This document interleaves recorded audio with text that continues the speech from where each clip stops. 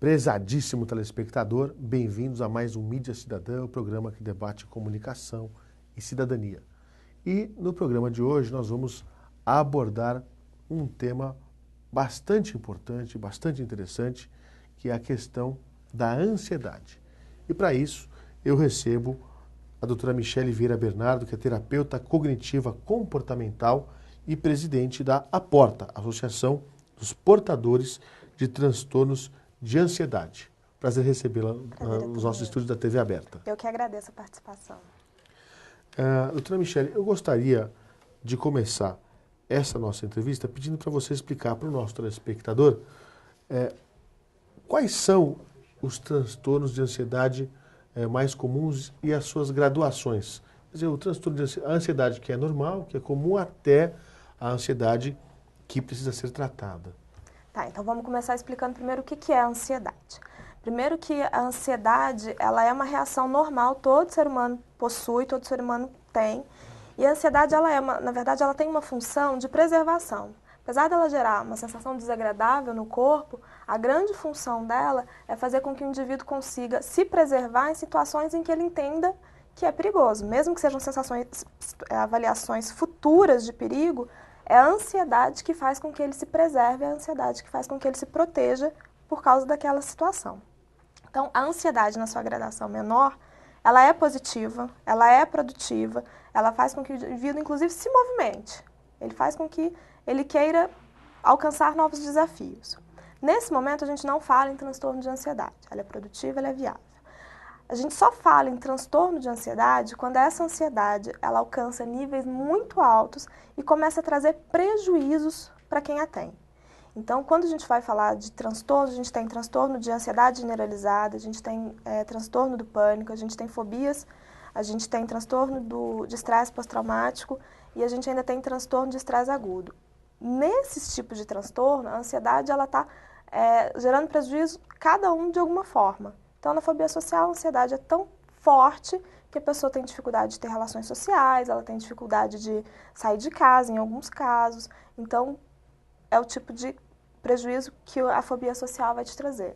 No transtorno do pânico, a percepção da ansiedade ela é tão alta que gera sensações e a percepção para a pessoa que ela vai ter uma morte iminente. Ninguém morre de transtorno do pânico, mas a sensação que a pessoa tem é essa. Então, é mais ou menos isso. Existem esses tipos de transtornos, mas a gente só fala neles quando a ansiedade passa a trazer prejuízo para a pessoa. Eu falava com você nos bastidores a respeito de lugares públicos que a gente frequenta e às vezes a gente vê uma pessoa que fica batendo a perna, né? Ali uma espécie de nervosismo e muitas vezes a pessoa nem se dá conta de que já é tão automático isso na pessoa que ela nem percebe que ela realmente está batendo a perna, ou fazendo assim com a mão, ou coisa parecida, até que você fala com a pessoa, calma, está nervoso, né? Então eu lhe pergunto, esse tipo de ansiedade que a gente localiza em cinema, teatro, restaurante, no barzinho e tudo mais, isto é um comportamento comum derivado de um estresse ou não? Pode ser, como a gente estava conversando, quando você tem altos graus de estresse, você tem a presença de tiques, né? Teu corpo está te falando que você está num nível muito alto de estresse naquele momento. Mas isso hoje em dia a gente também vê como uma reação que a pessoa às vezes faz, ela não sabe nem por quê. Então é muito comum a gente falar, na hora que a gente vê a pessoa balançando a perna, tá ansioso por quê? E a pessoa mesmo não saber definir o porquê que ela está ansiosa. Ela já está tão habituada a fazer aquele comportamento que para ela é natural. Pra gente incomoda, porque não é comum pra gente, mas pro outro já é natural. Falar que aquilo ali é especificamente de um alto nível de ansiedade, pode ser, mas para isso a gente tem que avaliar o contexto como um todo. Não dá só pra ver a tua perna balançando ou alguém batucando e falar que é nível de ansiedade. Não tem como. Certa vez eu conversava com um amigo, inclusive ele apresenta programa aqui na nossa emissora, enfim. E eu falei para ele o seguinte, falei, fulano, todo final do dia eu vejo que você acende um charuto e fuma um charuto, dá uma volta no quarteirão e tudo mais e tal. Você não acha que fumar charuto todo dia faz mal? Porque normalmente quem fuma charuto fuma uma vez por semana, a cada 15 dias, e não todo dia, né? E ele me deu uma resposta que eu achei sensacional. Ele falou assim, Fernando, deixa eu lhe dizer uma coisa. Preciso perguntar o que me faz mais mal. No final do dia, se é a adrenalina que está correndo nas minhas veias ou se é a nicotina que está me deixando em paz. Traduzindo, era uma maneira de ele tratar a sua ansiedade. Tá. Então, enfim, foi a maneira que ele acaba lidando com a ansiedade. Eu lhe pergunto, quais são outras maneiras da pessoa que é ansiosa poder lidar com a sua ansiedade? Acho que o primeiro passo aí é você identificar que o que você está tendo é um aumento de ansiedade. Porque muitas pessoas não percebem, né? Então, a gente às vezes insiste muito com os pacientes, faz exercício físico, faz uma yoga, faz um relaxamento, mas eu não entendo para quê, não entendo por quê. Então, se você não Porque a consegue... pessoa não se enxerga como ansiosa, será que é isso? E mais E do outra, que isso... nervoso é o mesmo que ansioso? Não. Não. Nervosismo pode ser um sintoma de um aumento de ansiedade, mas nervosismo é uma coisa, ansiedade é outra. Okay. Então, se você não consegue perceber que você está tendo um aumento do nível de ansiedade, você não consegue perceber os sintomas físicos desse aumento, dificilmente você vai conseguir controlá-los. Então, o primeiro passo é aprender a controlá-los. Dentre as técnicas que a gente utiliza hoje para controle de ansiedade, a gente tem respiração, relaxamento, a yoga é um excelente exercício. É o famoso conte até 10? O conte até 10 não necessariamente é uma respiração que produz efeito. A respiração que produz efeito para diminuição da ansiedade é a respiração diafragmática, que é uma respiração que a maioria da população hoje em dia não sabe nem realizar. Que a gente respira muito pelo pulmão, não pelo diafragma, né? A gente não faz um ciclo completo. Então, atividade física é uma boa forma também de você estar controlando a ansiedade. Por que tudo isso? Porque essas atividades, elas fazem o contraponto da ansiedade. Como a ansiedade ela vai gerar uma sensação de desgaste, sensações ruins no corpo, essas atividades elas vêm fazendo exatamente o contrário, elas vêm gerando sensações de bem-estar. Então é como se você tentasse provocar um equilíbrio, você efetivamente tentar provocar um equilíbrio no seu organismo. Isso já vai gerar uma diminuição da ansiedade. Isso vai gerar, inclusive, uma mudança na sua relação com o que você percebe que é ansioso. Nem tudo que a gente vivencia tem que ser ansioso, depende de como a gente avalia também a situação. Ok. Também lhe pergunto o seguinte, quando o sujeito faz uma atividade física, ele libera, acho que endorfina, não é isso? Que dá a sensação de prazer. Isso combate, quer dizer, quando a pessoa está com a ansiedade, ela tem alguma modificação química também no seu organismo? E aí a endorfina vem e é um contraponto a essa outra substância química? Que substância seria essa? Exatamente. Quando a gente está falando de fazer o exercício físico, é exatamente nesse sentido. Você vai mexer no seu sistema de recompensa do organismo, você vai gerar uma sensação de bem-estar através de mexer no sistema de serotonina. Quando você tem um alto nível de ansiedade, esse sistema está prejudicado, o sistema de prazer do organismo está prejudicado. Então, a pessoa não passa a ter a recompensa química que os outros exercícios vão provocar. É importante você ter, dentro do seu dia a dia, não apenas por causa da ansiedade, mas pelo estresse que você vivencia, coisas que te tragam sensações de bem-estar. Então, quando você está no consultório com um paciente, nível de estresse, a gente sempre questiona, né? O que te faz bem? Pequenas coisas. Se a gente for pensar em grandes coisas, eu gosto de viajar. Poxa, mas você não pode viajar toda hora. Dia, né? Então, você tem que estar sempre provocando. E aí, o exercício físico, nesse sentido, ajuda muito. Porque, além de fazer bem para a saúde, ajudar a emagrecer, ter toda a parte básica do exercício físico, ele é uma forma de controle porque ele vai gerar uma liberação de endorfina, vai mexer no sistema de serotonina, vai mexer no sistema de prazer do organismo. Agora, doutora Michele, em que momento que a pessoa precisa procurar ajuda? Então, você preside a Porta, que é uma associação dos portadores de transtornos de ansiedade. É a família que vai dizer para a pessoa, porque às vezes a pessoa não consegue enxergar, é a pessoa que tem que dar aquele estalo e falar, bom, eu estou ansioso demais, né? Enfim, agora eu estou precisando procurar ajuda. Em que momento que você fala assim, olha, se você tem tais e tais sintomas, tome cuidado?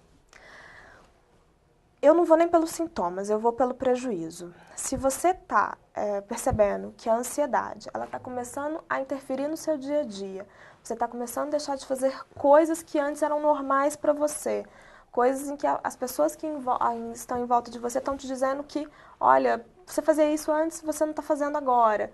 E você não entende por que você está fazendo, e isso vem sempre acompanhado, né? Porque a ansiedade ela tem 3 componentes. É o componente de pensamento, que a gente fala que é o cognitivo, são as reações físicas e são os comportamentos.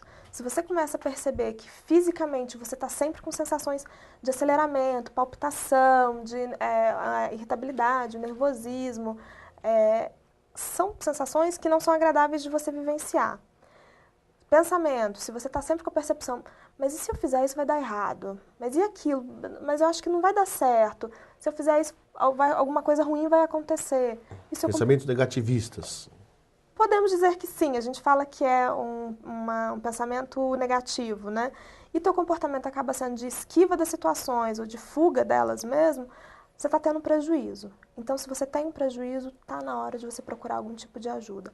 Ou inicialmente pelo psiquiatra para ter o uso da medicação, ou até mesmo pelo terapeuta. Mas o que é a porta, né? Como que as pessoas vêm para a porta? Na verdade, a porta ela tem um perfil até um pouquinho diferente. A maioria das pessoas que nos procuram, elas ainda não estão diagnosticadas diretamente com um transtorno de ansiedade. É uma informação anterior. Elas, na verdade, estão percebendo que estão tendo problema, elas não sabem nem aonde procurar ajuda e elas vêm então para a porta para poder se informar. O objetivo da porta, inclusive, é esse. É divulgar a informação, é trazer orientação, é fazer com que as pessoas entendam que elas têm ansiedade, que isso tem tratamento. A gente não fala em cura da ansiedade, porque, como a gente conversou no começo, né, a ansiedade ela é boa, ela traz um instinto de preservação. Não precisa curar, ela não precisa ser exagerada, é isso? Exato. Então, o trabalho da porta é exatamente em cima disso, de trazer essas orientações.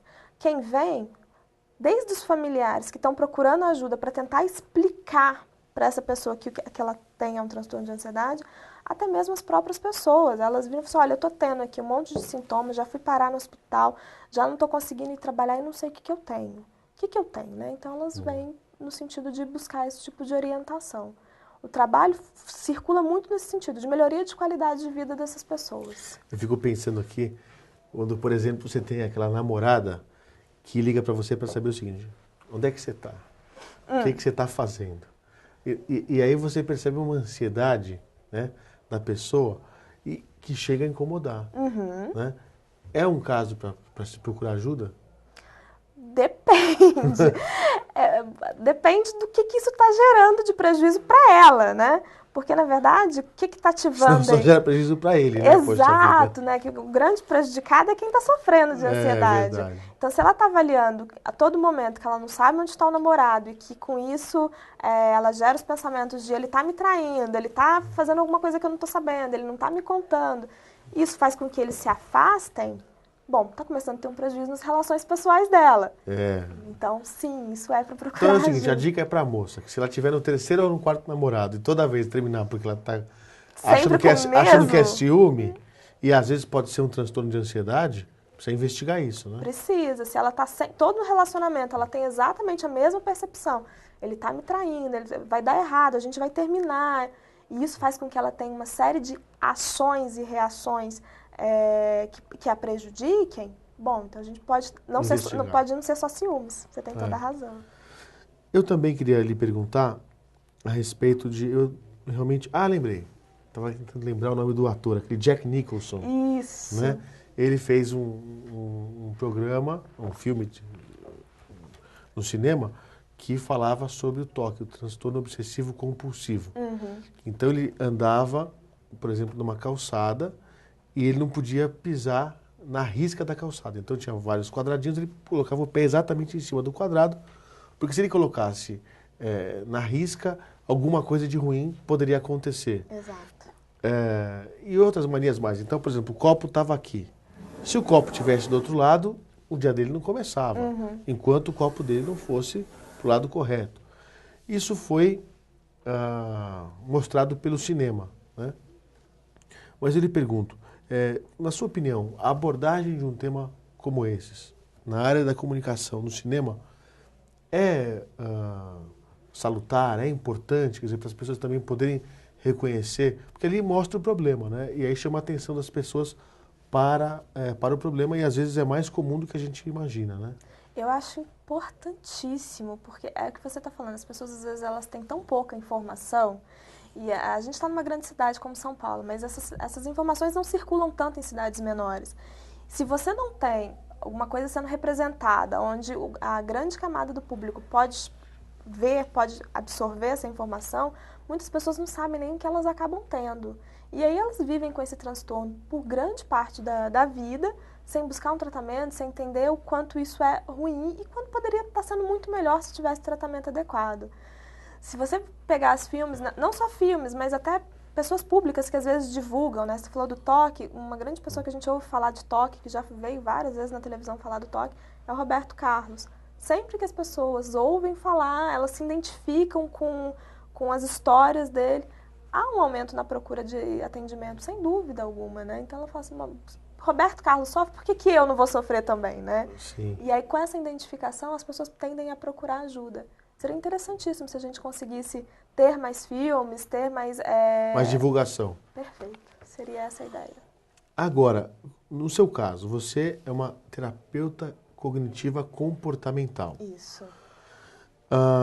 Ou seja, não é a área medicamentosa. Não. Ainda, ou seja, o psiquiatra pode prescrever determinados medicamentos, mas a sua área é da terapia. Isso.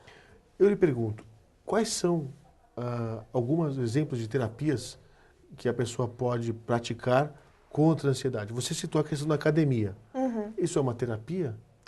Isso não é uma terapia, Não. Isso é uma ajuda no processo terapêutico. Então eu queria que você nos contasse um pouco de processos terapêuticos. Tá. Bom, dentro da terapia cognitiva comportamental, a gente tem algumas técnicas que a gente utiliza.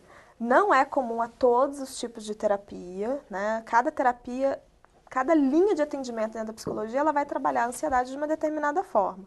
Dentro da terapia cognitiva comportamental, a gente trabalha não só essas terapias complementares, por assim dizer, mas a gente vai trabalhar também a percepção da pessoa, como que ela reage, quais são os sintomas, o comportamento final dela. Isso tem que ser trabalhado. Mas a gente também ensina técnicas para controle. Então, como eu havia falado, o controle da respiração, isso é ensinado dentro do consultório. É um trabalho de relaxamento, isso também é ensinado dentro de consultório. A gente tem terapia hoje também do feedback, do biofeedback, que é uma terapia em que você utiliza aparelhos eletrônicos para a pessoa perceber como que ela está e com o uso dessa técnica de respiração e de relaxamento, como que ela fica. Então, tem esse tipo de Você fazer a medição antes da técnica e depois. Isso, exatamente. A yoga funciona, a yoga vai funcionar, o relaxamento vai funcionar, a atividade física vai funcionar, mas tudo isso funciona se você está bem amparado no processo terapêutico. Eu vou lá fazer... Faz com uma finalidade. Exato, vou lá fazer academia. Bom, primeiro vamos com calma, porque a academia ela vai ter uma aceleração do batimento cardíaco. Se você não consegue identificar se aquela aceleração é por causa... Você está tendo uma crise de ansiedade ou por causa do exercício físico, você vai ter sempre a percepção de que aquilo ali... Não vai te ajudar, Exato. Ao contrário. Exato. Né? Poxa, eu vim aqui fazer academia e meu coração está batendo... Estou piorando, estou tendo uma palpitando. crise de ansiedade. E não necessariamente. Então, isso tudo tem que ser feito dentro de orientações. Eu vou fazer yoga. Existem vários tipos de abordagem de yoga. Tem yogas que você praticamente não se exercita, né? Você faz muito mais exercícios de concentração, de respiração e tal. Para o cara que tem uma ansiedade que é cognitiva, de pensamento, aquilo para ele ali é entediante. Ele não dá conta, ele fala, eu estou perdendo meu tempo, o que eu estou fazendo aqui? Mas ele tem... Se ele souber que aquilo é algo que vai fazer bem para ele, ele tem pode uma se outra... esforçar. Isso, é uma outra abordagem que ele vai fazer até mental em relação ao exercício. Exato. É bacana você procurar, quando você procurar esse tipo de atividade, perguntar também se aquele profissional que está te oferecendo essas terapias, ele entende como que a ansiedade interfere dentro dos seus processos. Hoje a gente já tem muitas pessoas capacitadas para isso e que podem te ajudar. Olha, não faz esse exercício agora, porque para você ainda precisa ter um nível maior de concentração, de tranquilidade, tua respiração ainda não está bacana, então isso vai interferir. É importante essa pessoa estar bem acompanhada. Não é simplesmente querer sair fazendo tudo. Porque porque senão você vai ter o resultado contrário do que você está procurando. E, por fim, eu lhe perguntaria a respeito dos gatilhos. Alguns momentos em que alguma coisa acontece que desperta naquela pessoa ansiedade. Então, sempre que fulano liga, ela fica ansiosa. Sempre que acontece tal coisa, a pessoa fica mal. Enfim, existem alguns gatilhos e a sua terapia ajuda a localizar, identificar esses gatilhos para poder lidar com eles? Sim, vou só diferenciar duas coisas. A gente tem um transtorno de estresse pós-traumático. O que seria isso? A pessoa vivenciou uma situação real, um assalto, uns protestos na Paulista, e toda vez que ela vai passar por aquele mesmo local, ou que ela vai... Um senhor até morreu, desculpe só para registrar, teve um ataque cardíaco por conta das manifestações. Exato. Então, se você vivencia aquela situação e aquela situação de fato ela era perigosa, você tende a querer evitá-la novamente. Se você pega essa situação, que foi uma situação específica... E repete. É um gatilho absurdo. Exato. Então, aí você tem que fazer um tratamento para transtorno de estresse pós-traumático, para você começar a diminuir o nível de ansiedade, tem toda uma técnica de exposição para aquilo ali que acontecer. Acidente de trânsito, você que vivenciou, aí vê um perto, já fica mal, achando que vai acontecer com ele. Mas isso é no transtorno de estresse pós-traumático, ou seja, você tem exatamente o ponto, o porquê, a situação que te descarrilhou toda a crise de ansiedade. Nos outros transtornos, já é um pouco mais difícil você fazer essa associação, porque é difícil você pegar a primeira vez em que a pessoa teve transtorno de ansiedade e que gerou todo o problema. Tem gatilhos? Tem. Por que tem esses gatilhos? Ela vivenciou uma situação e ela passou a generalizar. Então, o telefone toca, pode ser uma notícia ruim. Eu escuto um barulho de ambulância, é sempre uma notícia ruim. Então, ela começa a pegar uma coisa que era específica e generalizar para várias outras situações. É por isso que o transtorno vai tomando corpo e vai aumentando e vai ficando cada vez mais prejudicial para a pessoa. Doutora Michele, muitíssimo obrigado. Eu que lhe agradeço. Pelas suas palavras aqui no nosso Mídia Cidadã, importantíssimo para o telespectador que nos acompanha. E eu queria também convidar você, telespectador, a acompanhar a programação da emissora pública que distribui este nosso conteúdo e esta nossa programação. Um abração a todos, até mais. Tchau, tchau.